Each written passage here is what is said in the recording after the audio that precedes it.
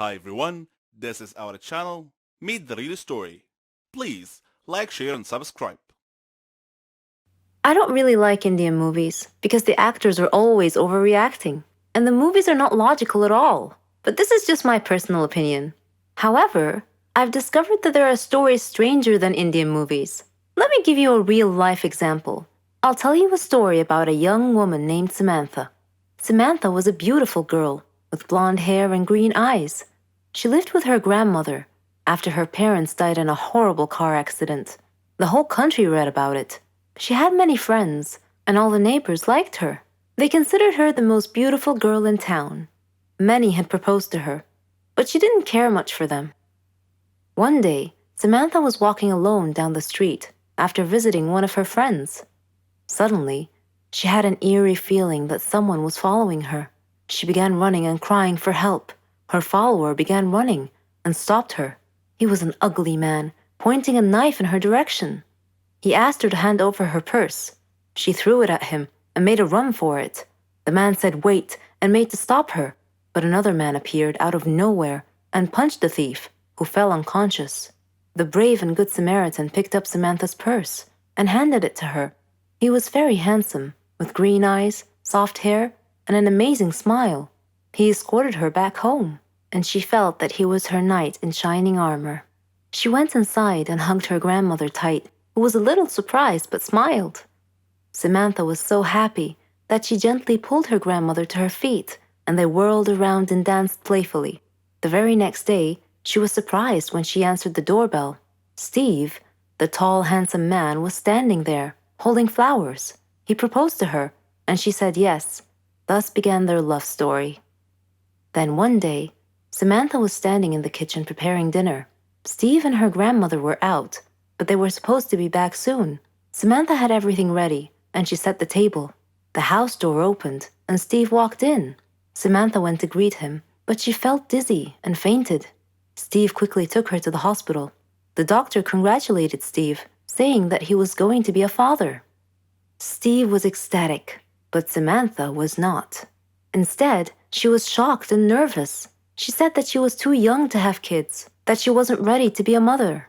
Steve was taken aback and said, "But why? Don't you want him?"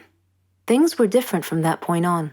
Samantha tried to get an abortion several times, but Steve was always stopping her. She couldn't accept it. She blamed Steve, but Steve couldn't understand her. In her 7th month of pregnancy, Samantha was with her grandmother at the supermarket when she saw a small boy run onto the road. Fearing he might get run over by a car, Samantha quickly pulled the boy off the road to safety. The boy's mother saw what happened and thanked Samantha, feeling so grateful and relieved. Samantha was crying at the moment and replied, "No need to thank me. I'm going to be a mother like you soon." For the first time, she was beginning to feel real affection for the baby. "Forgive me," she silently thought to herself. She tried to contact Steve many times to tell him that she had finally accepted. She was ready to become a mother, but he never responded. Finally, the day had come. Samantha went to the hospital to give birth. After the surgery, she was very tired. Nevertheless, when she woke up, she immediately asked for the baby. Her grandmother handed her the child. It was a daughter, and she was so beautiful.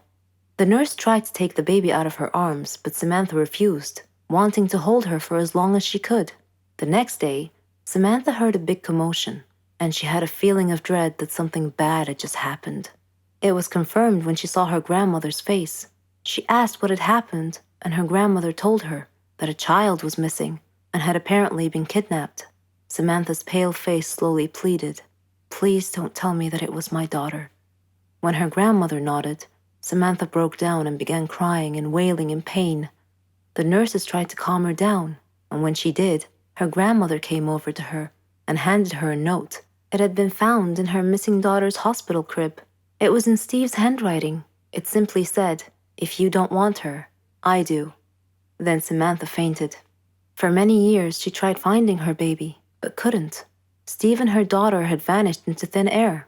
She felt as if time had stopped for her, but Steve didn't feel that way. He raised their daughter into a beautiful young woman.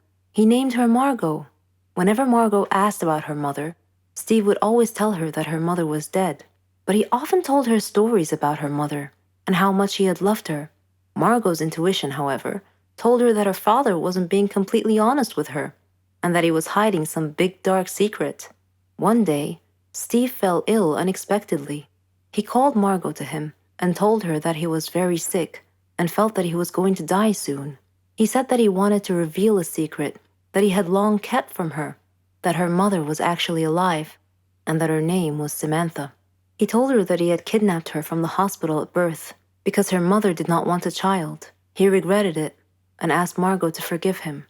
He gave her Samantha's address, and soon after, he died. After his death, Margot decided to go looking for her mother. I am Margot, and I am now standing at my mother's address. At her front door, I cannot predict my mother's reaction when she answers the door and I introduce myself as her daughter, but I'm going to hug her and tell her that I've missed her for so long. Hello, I'm Sarah. Ever heard of a phobia before?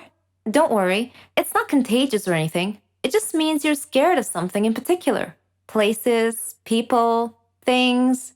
I have a phobia, but I don't like to talk about it, and I definitely don't want to be seen in that state. I was in my second year at college. I had been very busy that semester because we had a lot of assignments, and it was fine. I mean, I liked studying and completing tasks, but I was never a nerd or a geek. No. I like to dress nicely too. I have my own fashion and style. It wasn't easy making friends though. There were two types of people at my school. Smart nerds who couldn't care less how they dress, and complete airheads who dressed nice. I didn't fit in either one of those groups, so I basically kept to myself until one day I got assigned to do a task with a girl and a boy, Jane and Kyle. They didn't look nerdy at all, and I thought to myself, oh great, looks like I'll be doing all the work. But when we started talking about the project, they didn't just sit there or toss ridiculous retorts. All three of us were having an actual conversation about the topic. I was so thrilled. It finally seemed like I belonged somewhere. We became friends and did everything together. We could tell each other anything. Well, not everything. I had one secret from my friends. I never told them I had a phobia. Anyway, a year later, Jane moved to Germany with her parents. She was going to finish college there. So it was just Kyle and I now. All through college, we were the best of friends. We even did our graduation project together. On graduation day, Kyle and I were supposed to go out for dinner. He wouldn't tell me where, said it was a surprise. And what a surprise it was. He had picked the highest tower in the whole city to eat dinner at the very top. I don't have a problem with high places in particular. In fact, I'm sure I'll love the view if I ever make it to the top. No, I had a problem with the elevator. A phobia, to be precise. So we were standing at the base of the tower, and Kyle was happily listing all the great features and restaurants up there, but I didn't hear any of it. I was too busy fretting, frozen to the spot, desperately trying to find a way out of the situation. I couldn't say no to Kyle, who was all excited to go up the tower, so I clenched it in and tried my best to stay calm. We got in the elevator, and the doors shut. I couldn't control what came after that. I was terrified, screaming and shouting hysterically, banging on the walls, then falling to the ground. Of course, I don't actually remember any of it. Kyle told me later on. The last thing I remember was the elevator doors shutting close. When I came to, I was at the hospital. Kyle was sitting by my bed looking worried. When he saw that I woke up and that I was feeling fine, he started laughing at me, saying, "Why didn't you tell me you had a phobia?" I felt ridiculous and started laughing too. And then, out of nowhere, he proposed. It was his plan all along, although he pictured it at the top of the tower. All that happened 3 years ago. We're married now, and we have a baby girl. I'm being treated for my phobia. It's not completely gone, but I'm way better now.